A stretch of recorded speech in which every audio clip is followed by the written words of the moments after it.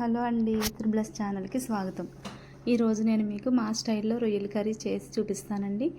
ముందుగా ప్యాన్ పెట్టుకొని ఆయిల్ వేసుకోవాలి. ఆయిల్ హీట్ అయిన తర్వాత ఆనియన్స్, పచ్చిమిర్చి వేసుకొని వేయించుకోవాలి.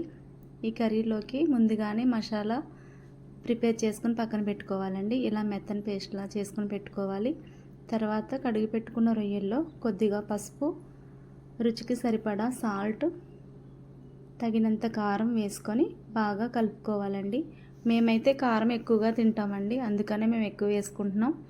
మీరైతే మీ టేస్ట్కి తగ్గట్టు వేసుకోండి. అలాగే దీంట్లో మసాలా పేస్ట్ని కూడా వేసుకొని కలుపుకోవాలండి. ఇలా కలుపుకొని పక్కన పెట్టుకోవడం వల్ల ఆ మసాలా అంతా రొయ్యలకి పట్టి చాలా అంటే చాలా బాగుంటుందండి కర్రీ. ఒకసారి మీరు కూడా ఇలా చేసి చూడండి. దీంట్లో కొద్దిగా నిమ్మరసం కూడా వేసుకొని కలుపుకొని పక్కన పెట్టుకోవాలి. మేమైతే ఇలా చేసుకుంటామండి. మీరు ఎలా చేసుకుంటారో కామెంట్ సెక్షన్లో కామెంట్ చేయండి.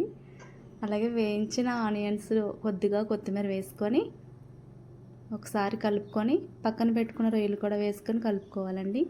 ఈ కర్రీకి అయితే వాటర్ అవసరం లేదండి. రొయ్యల నుంచి చాలా వాటర్ వస్తుంది కాబట్టి వాటర్ వేసుకోక్కర్లేదు.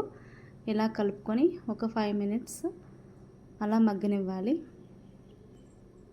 తర్వాత దీంట్లో కొద్దిగా కొత్తిమీర వేసుకొని దించేసుకోవడమేనండి.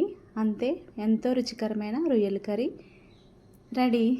ఈ వీడియో మీకు నచ్చినట్లయితే లైక్ చేయండి, షేర్ చేయండి, సబ్స్క్రైబ్